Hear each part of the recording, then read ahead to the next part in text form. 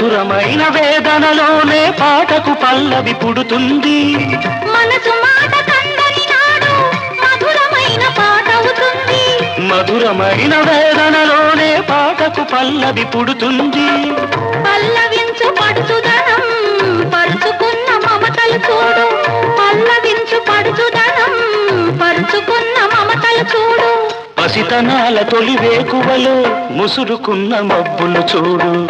అందుకే ధ్యానం, అందుకే మౌనం, అందుకే ధ్యానం, అందుకే మౌనం.